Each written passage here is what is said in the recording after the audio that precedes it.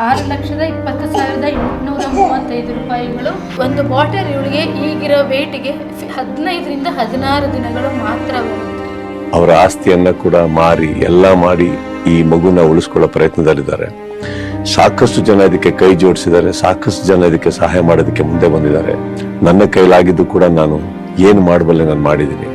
ಮೈಸೂರಿನ ಒಂದು ಹೆಣ್ಣು ಮಗಳು, ಅವಳಿಗೆ ಸ್ಪೈನಲ್ ಕಾರ್ಡಿನ ಏನೋ ಒಂದು ಅಪರೂಪದ ಕಾಯಿಲೆ, ಅದು ಇಡೀ ದೇಶದಲ್ಲಿ 7 ಜನಕ್ಕೆ ಮಾತ್ರ ಇದೆಯಂತೆ ಅಧ್ಯಕ್ಷರೇ.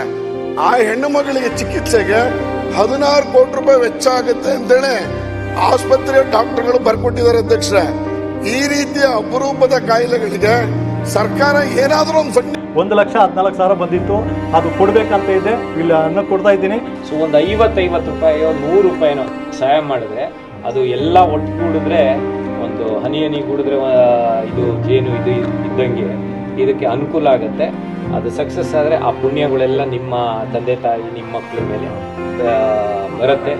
Kirtana, this child who is 1 year 10 months old has a very rare genetic disorder called SMA, spinal muscular atrophy, and it requires a very special medical intervention which costs 16 crores. So I appeal to each one of you, come together, contribute to save this child. ಎಲ್ರಿಗೂ ನಮಸ್ಕಾರ. ನೀವು ನೋಡ್ತಾ ಇದ್ದೀರಾ public 1 media. ನಾನು ರೂಪಾ ಕುದ್ರಿ. ಎಂಥವ್ರ ಮುಖದಲ್ಲೂ ಕೂಡ ಮಂದಹಾಸ ತರಿಸುವಂಥ ಮುಗ್ಧ ಮಗು, ಮನೆ ತುಂಬ ಪುಟ್ಟ ಹೆಜ್ಜೆ ಇಟ್ಕೊಂಡು ಓಡಾಡಬೇಕಾದಂಥ ಮಗು, ಈ 2 ವರ್ಷದ ಕೀರ್ತನ ಅನ್ನೋ ಮಗು ಜಗತ್ತಿನ ಅತ್ಯಂತ ವಿರಳವಾದ ಕಾಯಿಲೆ ಸ್ಪೈನಲ್ ಮಸ್ಕ್ಯುಲರ್ ಆಟ್ರೋಫಿ ಅನ್ನೋ ಕಾಯಿಲೆಯಿಂದ ಬಳಲ್ತಾ ಇದೆ. ಪೋಷಕರು ಒಂದು ಕಡೆ ಮಗುವಿನ ಆಕ್ರಂದನವನ್ನು ಕೇಳಬೇಕಾ, ಇಲ್ಲ ಚಿಕಿತ್ಸೆಗೆ ಬೇಕಾಗಿರುವಂತಹ ಬರೋಬ್ಬರಿ 16 ಕೋಟಿಯನ್ನು ಹೊಂದಿಸೋಕೆ ಹುಡುಕಾಡಬೇಕಾ? ಬನ್ನಿ ಪೋಷಕರ ಹತ್ರನೇ ಕೇಳೋಣ, ಏನಿದು ಕಾಯಿಲೆ, ಹೇಗೆ ಮಗುಗೆ ಬಂತು ಅಂತ ಕೇಳ್ಕೊಂಬರೋಣ.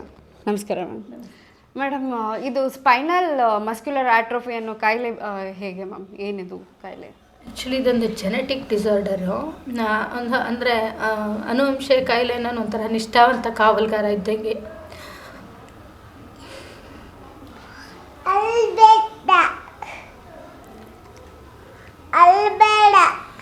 ನಾಲ್ಕು ತಲೆಮಾರಿನ ಹಿಂದೆ ಯಾರಿಗೋ ಕಾಣಿಸ್ಕೊಂಡಿತ್ತಂತೆ. 3 ತಲೆಮಾರಿನವ್ರನ್ನ ನಾವು ನೋಡಿದ್ದೀವಿ.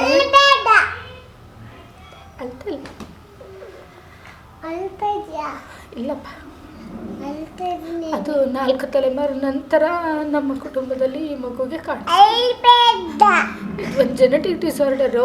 ಏನಂದ್ರೆ ಎಲ್ಲ ಮನುಷ್ಯರಲ್ಲಿ ಸಾಮಾನ್ಯವಾಗಿ SMN1 ಅನ್ನುವಂತಹ ಮತ್ತು SMN2 ಅನ್ನುವಂತಹ ಜೀನ್ ಇರುತ್ತೆ. ಇವಳಿಗೆ SMN2 ಜೀನ್ ಇದೆ, SMN1 ಜೀನು ಸಂಪೂರ್ಣವಾಗಿಲ್ಲ. ಆ SMN1 ಜೀನ್ ಇಲ್ಲದಿರೋದಕ್ಕೆ ಇವಳಿಗೆ ನರಗಳಿಗೆ ಪ್ರೋಟೀನ್ ಪ್ರೊಡ್ಯೂಸ್ ಆಗ್ತಾ ಇಲ್ಲ. ನರಗಳಿಗೆ ಪ್ರೋಟೀನ್ ಪ್ರೊಡ್ಯೂಸ್ ಆಗದಿರೋದ್ರಿಂದ ಇವಳಿಗೆ ಪ್ರತಿದಿನವೂ ನರ್ವ್ ಡ್ಯಾಮೇಜ್ ಆಗ್ತಾಯಿದೆ ಒಳಗಡೆ. ಈ ಶುಗರ್ ಎಲ್ಲ ಹೇಗೆ ಒಳಗಡೆ ಗೊತ್ತಾಗಲ್ವ ಹಾಗೆ ನೋಡೋಕ್ಕೆ ಚೆನ್ನಾಗೇ ಇರ್ತವೆ, ಆದರೆ ಒಳಗಡೆ ಡ್ಯಾಮೇಜ್ ಆಗ್ತಾ ಬರುತ್ತೆ. ಇದ್ರ ಲೋವರ್ ಲಿಮ್ಸಿಂದ ಅಂದರೆ ಕೆಳಭಾಗದಿಂದ ಸಂಪೂರ್ಣವಾಗಿ ಮೇಲ್ಭಾಗಕ್ಕೆ ಸ್ಪ್ರೆಡ್ ಆಗ್ತಾ ಬರುತ್ತೆ. ಮೇಡಮ್, ಜೆನೆಟಿಕಲ್ ಡಿಸಾರ್ಡರ್ ಇದೆ ಅಂತ ನಿಮ್ಗೆ ಯಾವಾಗ ತಿಳಿದು ಬಂತು ಮ್ಯಾಮ್?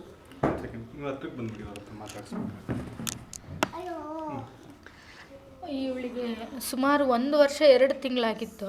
ಆ ಸಮಯದಲ್ಲಿ ಇವಳಿಗೆ ಸ್ವಲ್ಪ ಸೀಸಸ್ ಅಟ್ಯಾಕ್ ಆಯಿತು. ಅನಂತರದಲ್ಲಿ ಸುಮಾರು ಒಂದು 6-7 ತಿಂಗಳುಗಳು ಸತತವಾಗಿ ಎಲ್ಲ ರೀತಿಯ ಪರೀಕ್ಷೆಗಳು ಮಾಡಿಸಿದ ನಂತರ ಇವಳಿಗೆ ಜೆನೆಟಿಕ್ ಡಿಸಾರ್ಡರ್ ಇದೆ ಅನ್ನುವಂಥದ್ದು ಗೊತ್ತಾಗಿದೆ. ಮೇಡಮ್, ಇವಾಗ ಇದಕ್ಕೆ ಚಿಕಿತ್ಸೆ ಏನಂತ ಹೇಳಿದ್ದಾರೆ ಡಾಕ್ಟರ್? 16 ಕೋಟಿ ರೂಪಾಯಿಯ US ನಾವರಿಟಿಸ್ ಅನ್ನುವಂಥ ಕಂಪನಿ ಕಂಡಿಡುವಂತಹ ಝೋಲ್ಜೆನ್ಸ್ಮಾ ಅನ್ನುವಂತಹ ಜೀನನ್ನು ಅವರು ಇಂಜೆಕ್ಷನ್ನ ತರಿಸಿ ನಾವು ಇವಳಿಗೆ ಜೀನ್ ಥೆರಪಿ, ಯಾವ ಜೀನ್ ಇಲ್ಲ ಅದೇ ಜೀನನ್ನು ಅವ್ರು ಇನ್ಸರ್ಟ್ ಮಾಡ್ತಾರೆ, ಜೀನ್ ಥೆರಪಿಯನ್ನು ಮಾಡಿಸ್ಬೇಕು. ಮ್ಯಾಮ್, ಆ ಇಂಜೆಕ್ಷನ್ ಅಲ್ಲದೆ ಬೇರೆ ಯಾವ ಔಷಧಿಯನ್ನು ಕೊಡಬೇಕು? ಇವಾಗ ಮಗುವಿಗೆ ದಿನ ಯಾವ ಔಷಧಿಯನ್ನು ಕೊಡಬೇಕಾಗತ್ತೆ? ಇವಳಿಗೆ ಈಗ ಡ್ಯಾಮೇಜು ಮುಂದುವರಿಬಾರ್ದು, ನರಗಳು ದಿನಾನು ಸಾಯಬಾರ್ದು ಅಂದರೆ ಅದಕ್ಕೆ ಪ್ರೋಟೀನ್ ಪ್ರೊಡ್ಯೂಸ್ ಆಗಬೇಕು. ಪ್ರೋಟೀನ್ ಪ್ರೊಡ್ಯೂಸ್ ಆಗಬೇಕು ಅಂದರೆ ಇವಳಿಗೆ SMN1 ಜೀನ್ ಇಲ್ಲ. ಸೊ SMN2 ಜೀನಿಗೆ ಇವಳಿಗೆ ಜಾಸ್ತಿ ಶಕ್ತಿ ಕೊಡೋ ಹಾಗೆ ಒಂದು ರೆಸಿಡಿಪಾಮ್ ಅಂತ ಸ್ವಿಟ್ಜರ್ಲ್ಯಾಂಡ್ನ ರೋಶೆ ಎನ್ನುವ ಕಂಪ್ನಿಯವರು ಕಂಡುಹಿಡಿದಿದ್ದಾರೆ ರೆಸಿಡಿಪಾಮ್ ಅಂತ. ಅದನ್ನು ಇವಳಿಗೆ ದಿನಾನು ನಾವು 4.2 ml ಅಂದರೆ ಅವಳ ವೆಯ್ಟಿಗೆ ತಕ್ಕಂಗೆ ಡೋಸೇಜ್ ಚೇಂಜ್ ಆಗುತ್ತೆ. ಈ ರೆಸಿಡಿಪಾಮ್ ಅನ್ನುವಂತಹ ಸಿರಪ್ಪನ್ನು ಕೊಡಬೇಕು. ನೀವೆಲ್ಲರೂ ಇಲ್ಲಿ ನೋಡ್ಬೋದು, ಇದ್ರ ಕಾಸ್ಟು ಸುಮಾರು 6,20,835 ರೂಪಾಯಿಗಳು. 6,20,835 ರೂಪಾಯಿಗಳು ಈ ಒಂದು ರೆಸಿಡಿಪಾಮ್ ಅನ್ನುವಂಥ ಬಾಟಲ್ ಸಿರಪ್ಪಿನ ಬೆಲೆ. ಈ ಒಂದು ಬಾಟಲ್ ಇವಳಿಗೆ ಈಗಿರೋ ವೆಯ್ಟಿಗೆ 15ರಿಂದ 16 ದಿನಗಳು ಮಾತ್ರ ಬರುತ್ತೆ. 15 ದಿವಸಕ್ಕೊಂದ್ಸಲಿ ನೀವು 6,20,000 ಔಷಧಿಯನ್ನು ಹಾಕಬೇಕು. ಅದು ಹಾಕಿಲ್ಲ ಅಂದರೆ ಏನಾಗುತ್ತೆ ಮ್ಯಾಮ್? ಅಂದರೆ ಅವಳಿಗೆ ಡ್ಯಾಮೇಜ್ ಸ್ಟಾರ್ಟ್ ಆಗುತ್ತೆ ಮ್ಯಾಮ್. ಒಳಗಡೆ ನರಗಳಿಗೆ ಸಾಕಾಗುವಷ್ಟು ಪ್ರೋಟೀನ್ ಪ್ರೊಡ್ಯೂಸ್ ಆಗಲ್ಲ. SMN2 ಜೀನು ಕೇವಲ 10% ಪ್ರೋಟೀನ್ ಮಾತ್ರ ಸಪ್ಲೈ ಮಾಡೋದು ದೇಹಕ್ಕೆ. SMN1 ಜೀನು 90% ಸಪ್ಲೈ ಮಾಡೋದು. ಈ SMN2 ಜೀನ್ಗೆ ಇದು ಜಾಸ್ತಿ 10% ಇರುವಂಥದ್ದನ್ನು ಈ ರೆಸಿಡಿಪಾಮ್ ಕೊಡೋದ್ರಿಂದ 40% ತನಕ ಸಪ್ಲೈ ಆಗುತ್ತೆ. ಇದ್ದಿದ್ರಲ್ಲಿ ಡ್ಯಾಮೇಜನ್ನು ಕಮ್ಮಿ ಮಾಡುತ್ತೆ ಅವಳಿಗೆ. ಈಗ ಅಪ್ಪರ್ ಲಿಮ್ಸಿಗೆಲ್ಲ ಸ್ಪ್ರೆಡ್ ಆಗೋದನ್ನು ಈ ರೆಸಿಡಿಪಾಮ್ ಅನ್ನೋದು ಕಡಿಮೆ ಮಾಡುತ್ತೆ. ಸೊ ಇದನ್ನು ಕೊಡಲೇಬೇಕು. ಒಂದು ದಿನ ನಾವು ಸ್ಟಾಪ್ ಮಾಡಿದ್ರು ನಮಗೆ ಗೊತ್ತಾಗಲ್ಲ, ಮೇಲ್ನೋಟಕ್ಕೆ ಒಳಗಡೆ ಅವಳಿಗೆ ನರಗಳು ಸಾಯ್ತಾನೆ ಬರ್ತಾ ಇರುತ್ತೆ. ಎಷ್ಟು ದಿನ ಕೊಡಬೇಕು ಮ್ಯಾಮ್ ಹೀಗೆ? ಈ ರೆಸಿಡಿಪಾಮ್ನೇ ನಾವು ಕೊಡ್ತೀವಿ ಅಂದರೆ ಇವಳು ಎಷ್ಟು ದಿನ ಬದುಕಿರ್ತಾಳೋ ಅಷ್ಟು ದಿನ, ಇವಳ ಜೀವನ ಪೂರ್ತಿ ನಾವು ಇದನ್ನ ಕೊಡಬೇಕು. ಪರ್ಮನೆಂಟ್ ಸೊಲ್ಯೂಷನ್ ಇಲ್ವಾ ಈ ಔಷಧಿ ಬದಲು? ಅದೇ ಪರ್ಮನೆಂಟ್ ಸೊಲ್ಯೂಷನ್ ಅಂದರೆ ಜೀನ್ ಥೆರಪಿ ಮಾಡಿಸ್ಬೇಕು. ಜೀನ್ ಥೆರಪಿ ಮಾಡಿಸ್ಬೇಕು ಅಂದರೆ ಝೋಲ್ಜೆನ್ಸ್ಮಾನ ತರಿಸ್ಬೇಕು. ಅದಕ್ಕೆ 16 ಕೋಟಿ ರೂಪಾಯಿಗಳ ಅವಶ್ಯಕತೆ ನಮಗಿದೆ.